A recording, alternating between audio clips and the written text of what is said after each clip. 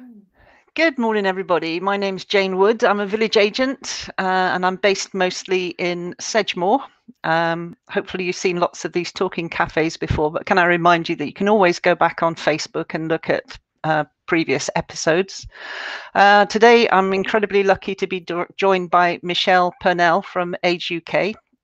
Here to talk mostly today about Stay Strong, Stay Steady. You'll see the information for how you can go on the Age UK website, and you can go onto the one specifically for Somerset. There's loads of incredibly useful information on there. I had a good old dive through it over the last couple of days, Michelle, and some really good stuff on there. So first of all, Michelle, if you're happy to introduce yourself, a little bit about your role in Age UK. Hello, I'm Michelle Purnell, as Jane just said, from Age UK Somerset, and I'm our falls prevention manager. So I deal primarily with the classes that run to help stop people falling over, or perhaps just improve their confidence because they might have a fear of falling. So yeah, we are currently a little bit in a space at the moment where we've been delivering online sessions, and we're looking to head back, obviously, with the release of lockdown slightly, hopefully. We're looking to relaunch our face-to-face classes soon. So that's what I'm here to talk about, really. Fantastic. So just to a little bit of background. So what kind of initiatives have Age UK had in place during the pandemic? Because obviously everything changed with the lockdowns. It did. Unfortunately, in some respects, the bottom fell out of our world, really, with what we normally deliver.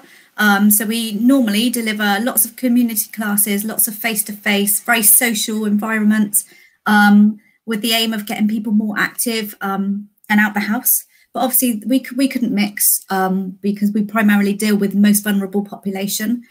So our classes ground to a halt. So we had to put our thinking caps on quite quickly. And we launched a bunch of online classes so we could deliver sessions virtually, kind of this environment really, for people either seated or standing. And we launched a range of different classes, from yoga through to movement to music, strength and balance. We try to really cover everything we offer in real time, if you like. So yeah, we've delivered that program for quite a while, and I think now that we've established it, it is here to stay, which is fab. Yeah. As an organisation, we were offering a lot of support through the telephone. So everything that we used to deliver face to face really transferred over onto the phones. So a lot of our information and advice was on the phones, and we did friendly phone calls for people feeling a little bit isolated. Obviously, a lot of people we were dealing with were shielding fully, so they really weren't getting the interaction that they normally had. So we launched those very successfully. They've been really popular. And again, they're still running at the moment, which you can access through our website, the details there. Our toenail cutting clinics carried on as much as they could. So we had to relocate quite a lot. But obviously that, toenails keep growing, even if we're in lockdown. So they had to carry on, all very COVID safe. We put in new procedures, if you like, to minimise risk as much as we possibly could, which is a lot of the work that's been going on behind the scenes has been really interesting, risk assessments, and ways to help us bring back our services fully, but in a COVID safe way. Yeah. It's interesting you talk about the day-to-day contact, because we're finding that in our role that you don't realise how much people, if they can go out shopping, they're chatting to people, picking up their prescriptions, going to the doctors, and all of that was kind of ripped from under people with the lockdown and what have you, particularly if people were very vulnerable. And I think you realise that now, even just if you're going out for your daily exercise at the moment, normally you'd pass people and just maybe say hello, but now it's a hello, how are you? This can be somebody you don't know, but I think we are all lacking with so much the social interaction side that, well, I talk to anybody anyway, really, but I'm just the same. Talk to anybody. More people talk to everybody now, which is lovely, actually. I hope that stays. Yeah, absolutely. So did you find it difficult to reassure people, like, for instance, with the toenail clipping service, that people would be safe to have their toenails cut? Because I know that some people are very anxious. Yeah, I think there's there's a real mix of people that we've dealt with, actually. So you have the people that are very kind of gung-ho and are very resilient, perhaps not as affected by the media. So they were, carrying on as normal, but in attitude, really. Whereas other people, have been really apprehensive, but actually our appointments are all through choice. So if people are happy to come along and sign up and get things sorted out, such as toenail cutting, then that's their choice, obviously. The vaccination, the introduction of that has helped humongously, obviously, because it's been really reassuring to know all of our toenail cutters, for example, have been vaccinated themselves as well. So we are creating that really safe bubble as much as possible. So Age UK, something I didn't ask at the beginning. So what age group are you talking with regards to that? Primarily over 60s, really. That's what we offer our exercise sessions to. It depends on what service. Different needs tend to sit in different age groups. Obviously 60 plus is a massive part of our population, particularly in Somerset. It's a huge part of our population. So like I say, so different people have different needs at different age groups. Yeah, absolutely. So, I mean, talking about the, don't want to make a huge generalization, but generally speaking, people of the older age group may have more difficulty with tech. Are you finding that to be an issue, a barrier towards people getting the services? Again, the people that can sign up have. We've offered as much support as we could. Almost the blind leading the blind, I have to say. It's been quite interesting. But we have kind of introduced a few people to the technology side of life, which has been fab. But obviously with the little breaks in the lockdowns, so, like last year, we've tried to encourage people to interact with their families and perhaps get a bit of guidance or get their grandchildren round to show them round how to use an iPad. So it's been interesting. And it's not been, it's not been completely seamless from our part, really, because we've had to learn a lot of new skills. I was going to say, everybody's learning on their feet at the moment, aren't they? Definitely. And just a little bit of an advert for CCS. We do have some smartphones available, and we do have laptops that are donated to us, and we do have sometimes help in how to use them. So if anybody wants to find out more about that, if you get in touch with CCS, and hopefully we might be able to help you, match you up with the right place. So obviously you've got your Facebook page, which I had a little look at. Again, it's got an absolute wealth of information on there, so I'll encourage anybody to have a look at that. So I just wanted to ask, what's the uptake of your services been like in these times? Well, it's been brilliant, actually, and what's been really great is that we initially, particularly with the online classes, which I know more about, really, only offered those initially to our existing customers, just because we were finding our way, and we were having to work out a new program, a new system, a new delivery, scheduling all these meetings. And so we only offered it initially to our existing customers, but then we opened up across the county to offer them to new customers, if you like, or new clients. And we have done that really successfully, and the uptake of that has been incredible. We delivered between 3 and 4 classes every day, Monday to Friday, of different types of exercise, and every class had people in it. So fantastic.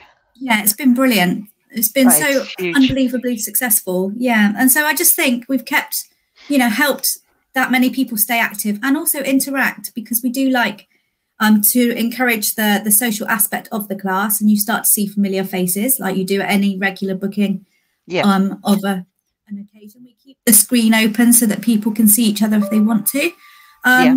So all in all, it's been really great. Yeah, it's been just really nice to see faces, actually. That's brilliant. I mean, it's a bit like you alluded to earlier about the fact that this, because we've all learned to do this, it could alter the way that we go forward. Obviously, you need the face-to-face things, but it still opens it out to so many more people, doesn't it? And that's absolutely definitely. Brilliant. And we are hoping to keep a scaled back program running, because we can't manage everything, unfortunately, and our instructors will be run ragged if we expected them to as well. So they'll be here, there and everywhere delivering, and then having to get back for their Zoom sessions. So We are delivering a scaled back program, which also we've got really specialised instructors. So like we have a fab yoga instructor, but obviously her location is very limited because she can't be all across a county. So now we are running Zoom sessions that are ongoing. Brilliant. Everybody can still access that yoga class, whether they're in Minehead or Frome, you know. So yeah, it is really good. It does make it so much more accessible. Yeah. I mean, that's something I just wanted to ask you about, because obviously all classes won't be suitable for all people. So is a kind of an assessment done of what would be appropriate for people? Well, we do a health screening with every participant, which is standard to take part in any exercise class of any level. So we do health screening for the Zoom sessions. All of our sessions, and I can say actually all of them that I can think of, are tailored to be delivered either seated or standing. So we can cater for most people. Sometimes people may find it's more of a maintenance, particularly over the COVID period, a maintenance type of class. So they might not perhaps see tremendous improvement because we have to try and address every level. But what they will see is a maintenance of their flexibility, their mobility, their strength. So, you know, they might not become marathon runners in this time, but they will still easily be able to get up and down from their seats, you know, and hopefully then, you know, tackle the garden this time of year quite easily without moving a pot and pulling your back out, which, so, you know, literally small steps. Yeah, definitely. But our instructors have been fab, and how adaptable they've been has been incredible, really. They've got to know the new people in their classes, so they have tweaked things as they've gone along. So yeah, it's been really great. I'm really proud of it, actually. It's really how many instructors have you actually got? Oh, that run on the Zoom sessions. I think we have about 15 instructors involved in the Zoom sessions at the moment. Yeah. And that, you know, we've got Tai Chi instructors, yoga, Pilates, exercise to music, specialised falls classes instructors. Yeah, so we've tried to cover everything, really. Yeah. I noticed that it talks about the Ortego system or something. So it sorry, it's just done some background reading, but I wonder if you so obviously it's called Stay Strong, Stay Steady. So exactly where does it come from, and sort of what are the aims of it? Okay, so it's an evidence-based training program. So it's a set program delivering the same exercises week on week, aimed at increasing your lower body strength, increasing your confidence, and increasing your stability. So all the things really that can start to, particularly if you've had a near miss with a fall, you sometimes look after yourself a bit more, obviously. So you perhaps avoid certain things. You stay a little bit more sedentary to protect yourself, but actually that can be contradictory to what you're trying to do, because that actually will increase frailty. So the program is aimed at increasing your confidence in your movement, your mobility. It is a 3 times a week program, but we only run 1 session a week in a group scenario. So we are expecting a little bit of homework there. Unfortunately, everything comes with a bit of a nag. So we deliver that once weekly as a group. And it's just basic exercises that have been proven to be really effective at reducing your risk of falling. There's, for example, you come up onto your tiptoes several times, and it's often linking strength exercises with balance. So there's walking on a tightrope, as if, you know, if you were doing your not literally. Not literally, but okay, I was going to go and get my washing line in, but I don't think I need it. Maybe you'd be super advanced there, Jane. So it's, you know, the drink driving test that used to be. Oh, right. So if you walk Why are you looking at me when you say that? But anyway, back to the professional head. We use leg weights to increase leg strength. We provide those in the class. So they're just ones that strap around your ankles, just to strengthen specific muscle groups. And everything is very much at work at your level. So we are aiming for 10 reps, say, of the exercise. But if you could only manage 6 initially, that's absolutely brilliant. The next time or the time after, we might encourage 7 and give you a little prompt. But it's very much work within your own limitations. Suss it out a little bit and get some confidence. the group scenario is really important because it allows people to see that it works, because we often have a range of different people. Not everybody starts at the same time. So all kinds of stories come out, really interesting. You get to know people quite well, actually. And that kind of peer support really works, because you do get inspiration from other people that have had a really tough time. And also that just that knowledge that you might feel a bit daft because you almost fell over, but actually it's completely normal.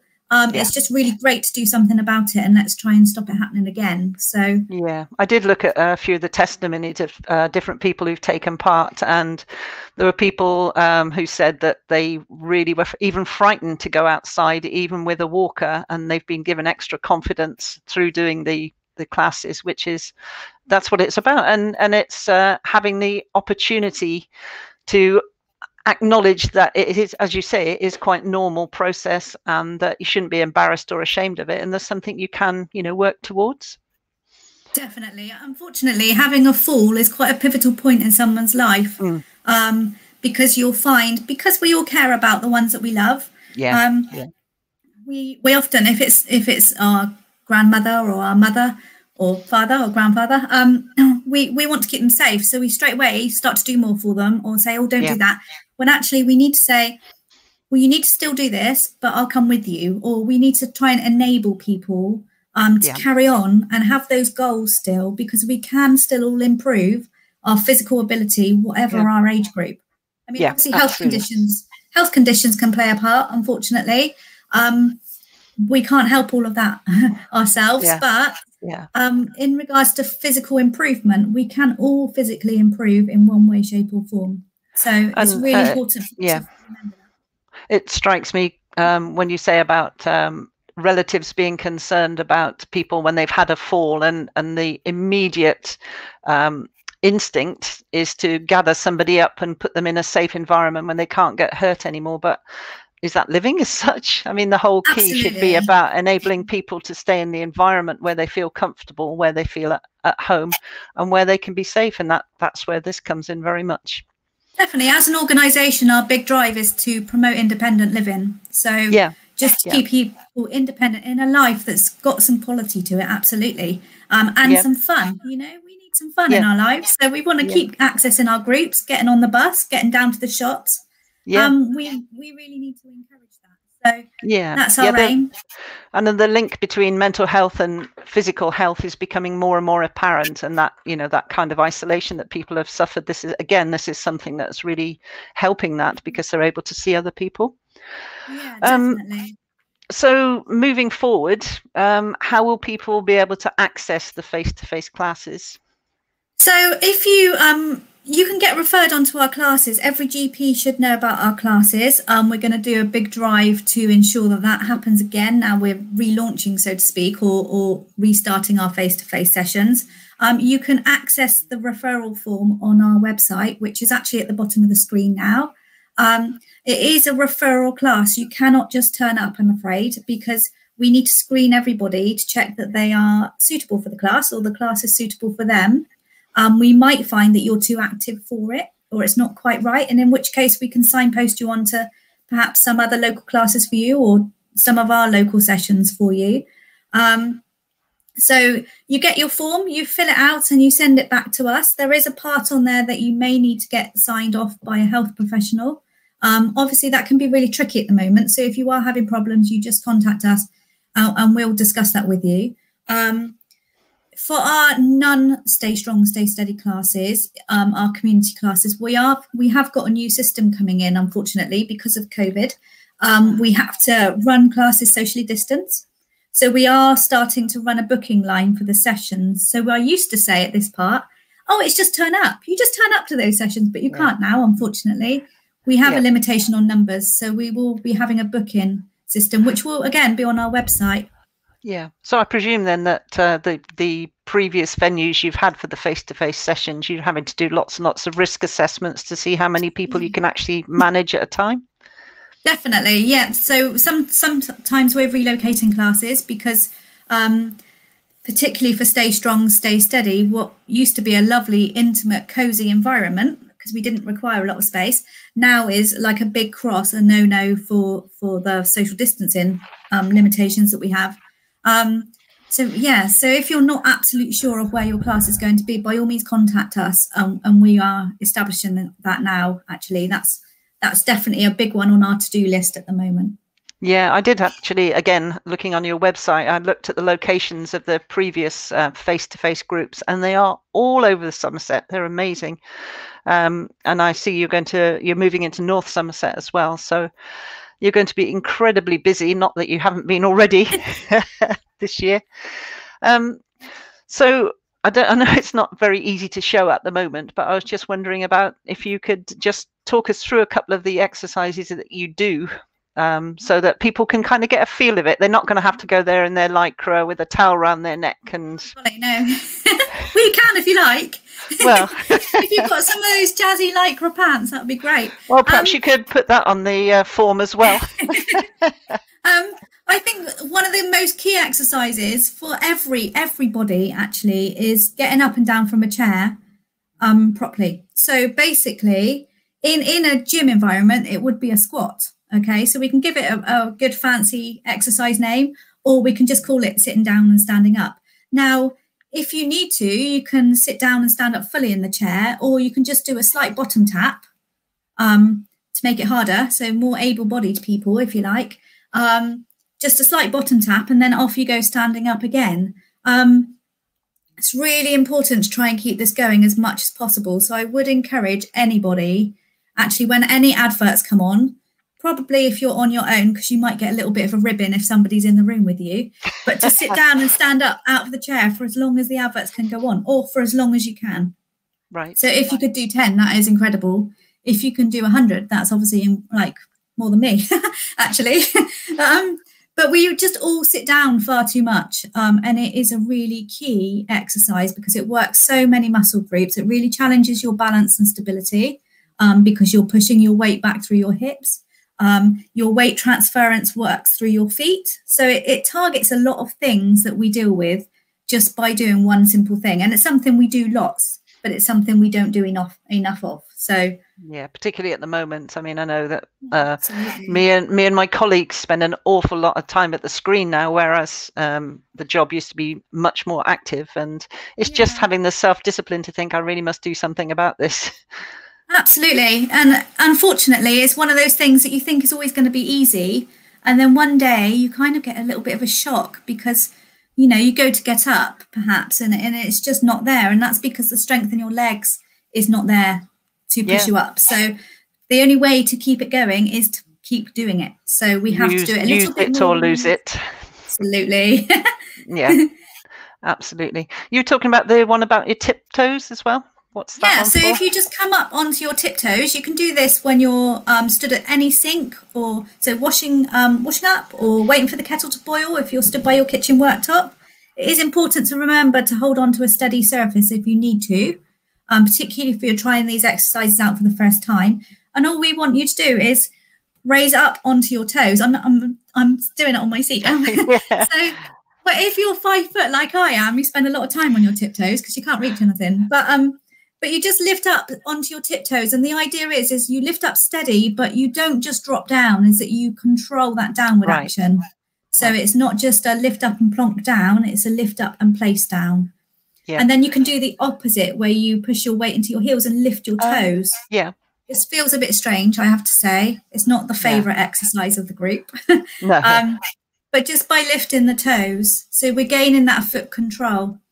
Because again, as people sometimes become more steady in how they're walking, if they're a little bit worried, they lose their foot mobility and their foot strength.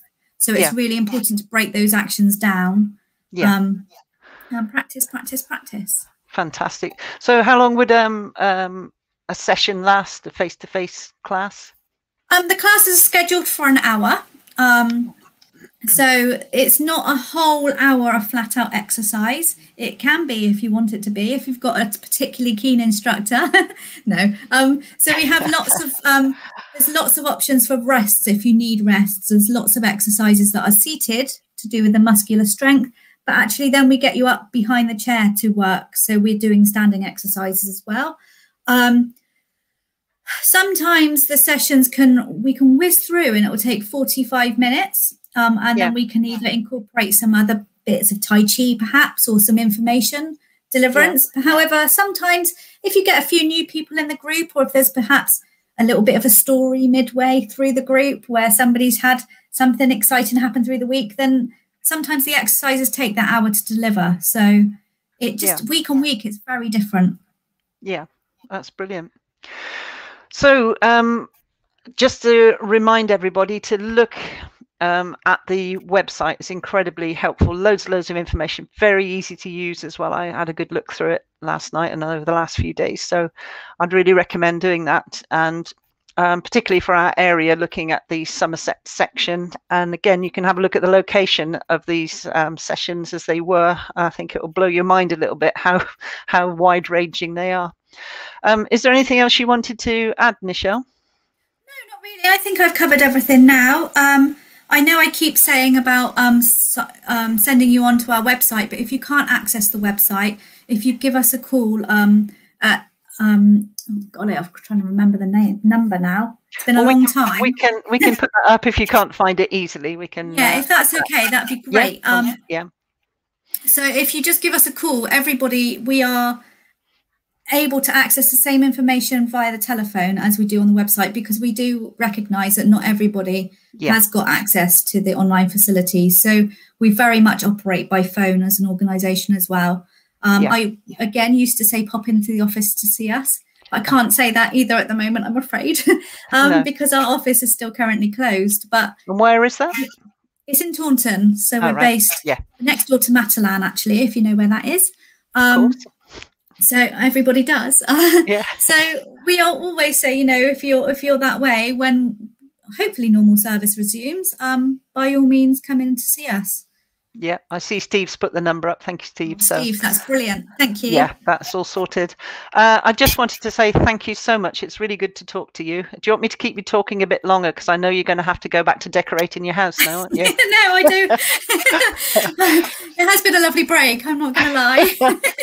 But I really appreciate you spending the time to talk to people, and hopefully it'll get the message out there. And again, just to reiterate, if you're having any trouble or not quite sure how to get hold of Age UK, you can always speak to us and we can point you in the right direction.